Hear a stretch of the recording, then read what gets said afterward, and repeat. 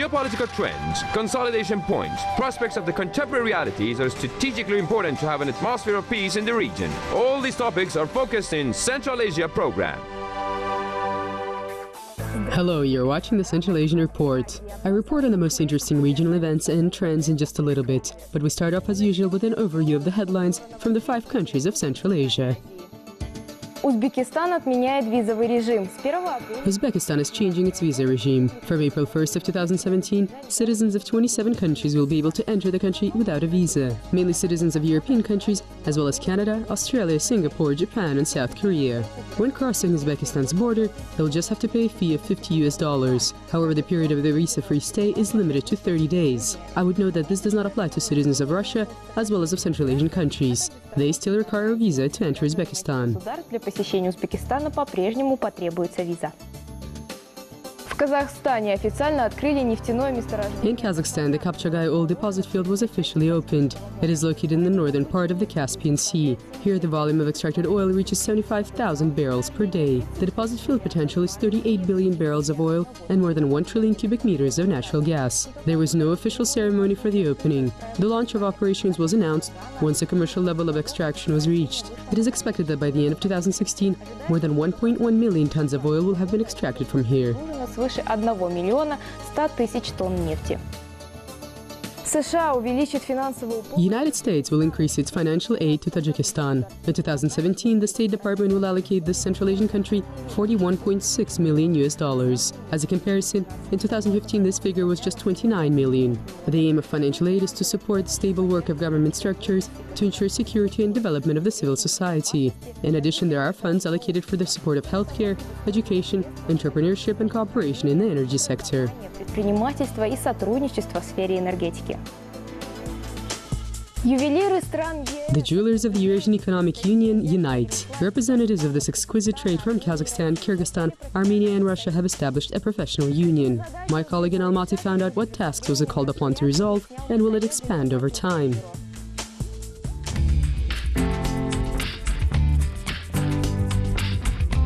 Vasily Romanov is busy with work. On the jeweler's table, there is an original pendant out of white gold, an order from a usual client. According to the craftsman, until now, similar pendants had to be made out of resmelted bank coins or no longer needed for whatever reason objects. It was incredibly difficult to find white gold. The circulation of precious metals was tightly controlled by the state.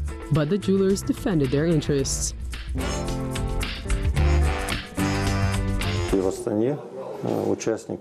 In Astana, the participants of the Jewelers Association sell 999-carat gold from a refining enterprise, officially without a value-added tax, in any quantities and also for production needs.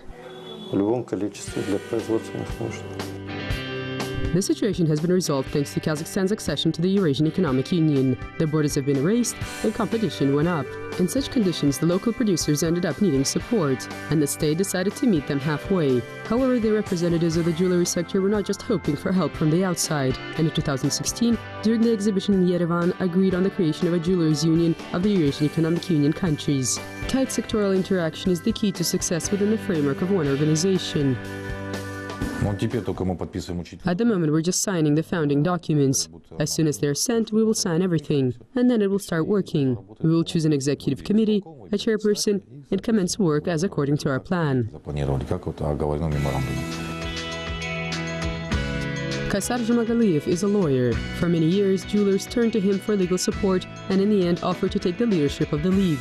This position has become a real outlet for Jumagaliyev. He's genuinely invested in the fate of Kazakhstan's jewelry sector. In general, we cannot compete with Armenia or Russia. Their prices are lower and the product quality better, however embarrassing it may be to admit this.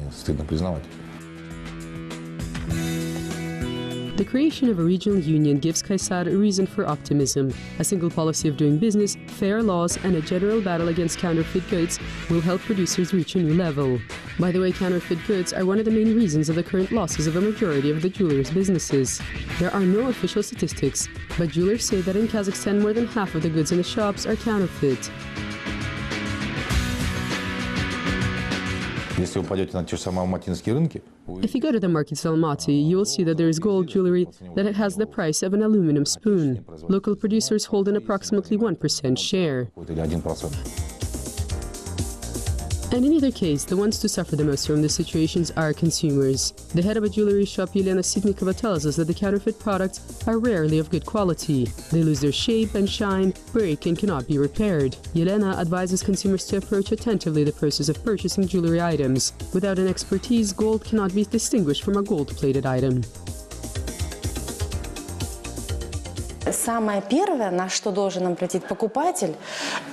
first thing that the consumer should pay attention to is the presence of a hallmark. And at the beginning of a year, a law was issued on precious metals and stones, which has greatly simplified the life of the entire jewelry production sector in Kazakhstan. Очень облегчил, в общем-то, наверное, жизнь всему ювелирному производству в Казахстане.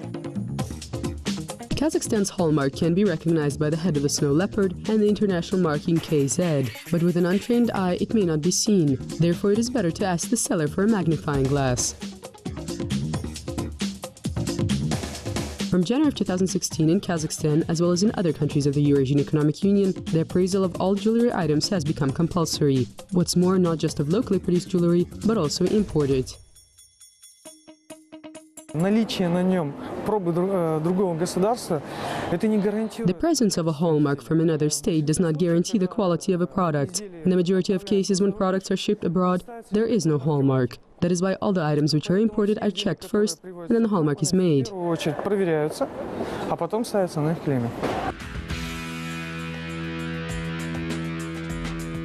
Repeat appraisals is just one of the norms which levels out the playing field for the representatives of the big Eurasian economic jewelry market. Introduction of many new norms, laws, and a system is ahead, all of which will need a common denominator. But the most important is that now there is a platform where representatives of this exquisite trade will surely be able to reach an agreement on everything.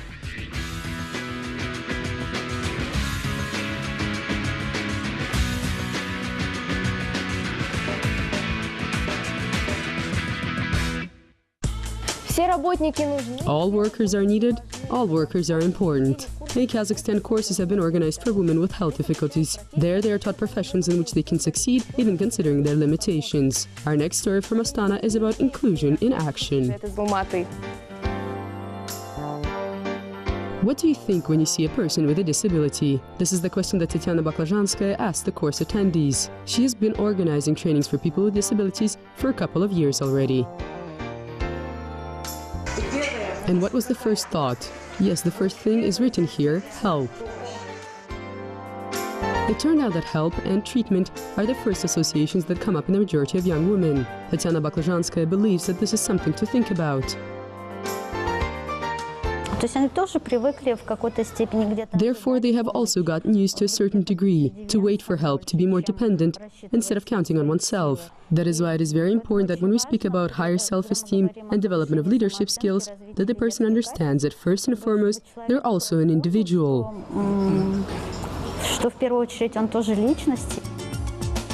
In other words, Tatiana is striving to have her training attendants improve their leadership skills and self-confidence. This is part of the program that teaches entrepreneurship to women with disabilities. The project is intended for those who want to find a job or start their own business. Participation in the training is free.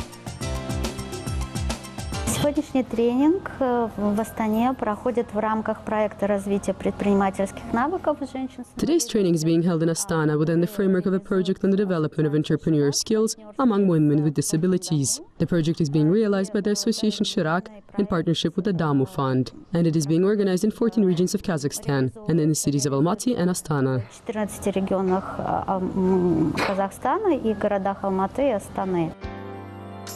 Adime Shalgenbayeva recently lost her job because of job cuts. Within the framework of the educational project, she chose the course to become an operator. She's familiar with the job of document sorting, but she wants to improve her qualifications.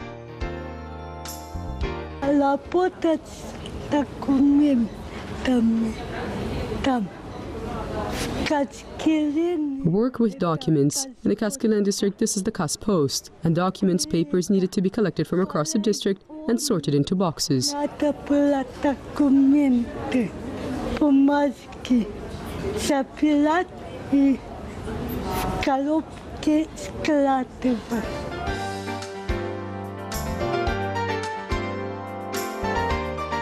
Before the start of the project, the Damu Fund conducted a special research. It turned out that women with disabilities are more successful at work that allows them to sit or which can be done at a distance. Courses were developed for learning the most in-demand professions.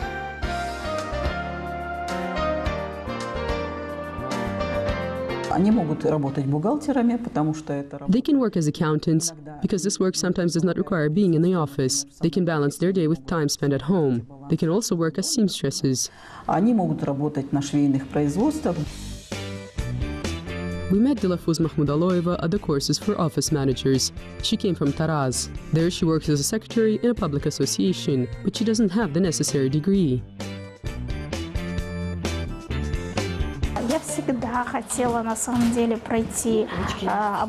I actually always wanted to do a course on becoming an office manager, an operator, call center, and thanks to this project, I can. I hope to become a professional office manager. Я надеюсь стать профессиональным офис-менеджером.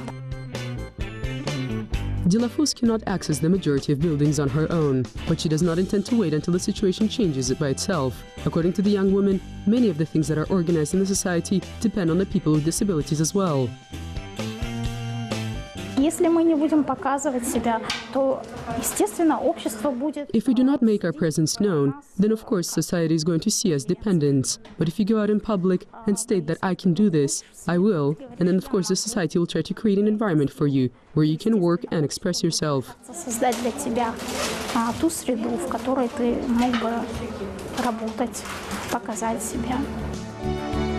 Those willing to attend the educational program were found really fast. There are absolutely no problems with those willing to study and work. That is why it is not ruled out that in the future this project will expand.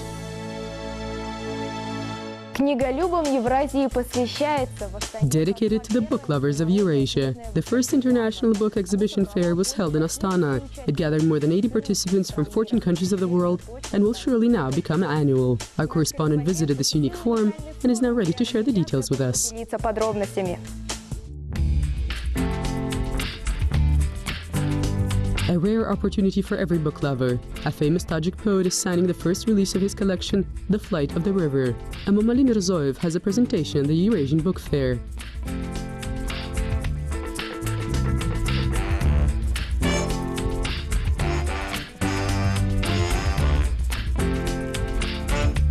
This is the first time that a book exhibition or fair of this scale is being organized in Central Asia. More than 80 participants from 14 countries brought their publications to the capital of Kazakhstan, Astana.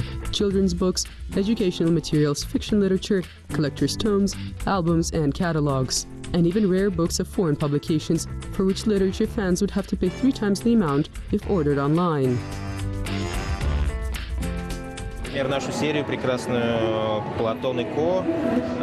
Our wonderful series Plato & Co. on philosophy, which can be really read by adults and children. For now, this book cannot be bought in Kazakhstan.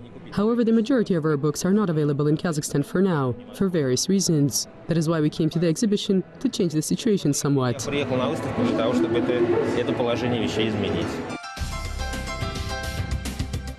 This publication also has a presentation at the Eurasian Book Fair. The poem Amolna Elegy was presented up for judgment. Its author, Gunnar Eklöf. Back home in her native Sweden, she is considered to be a classic of modernism. It is curious that the editor of the elegy was a poet from Kazakhstan, Pavel Bannikov, and this is just the first harbinger in joint projects. The publication's plans include to publish a big collection of Eklöf's works.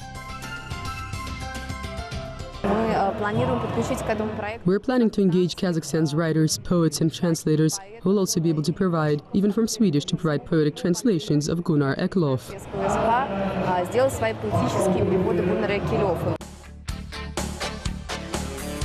Kazakhstan's publishers also pleasantly surprised their readers with new works. The rare tomes The Gold of Centuries, Jewelry Trade of the Kazakhs, and History of Kazakh Firearms caused special interest among book lovers. They were published by Kazakhstan's National Museum. These types of books, as a rule, have a limited number of publications. That is why for many readers, the fair is the only opportunity to get their hands on one of them. Already around 4,000 to 5,000 people visited the exhibition, and today you can also see a big flow of visitors. We have constantly ongoing events in 2 big forums, presentations, conferences, meeting with famous writers from Kazakhstan, Russia and other countries. The first Eurasian Book Fair was a success. Organizers are already thinking about making it annual and expanding the geography of its participants.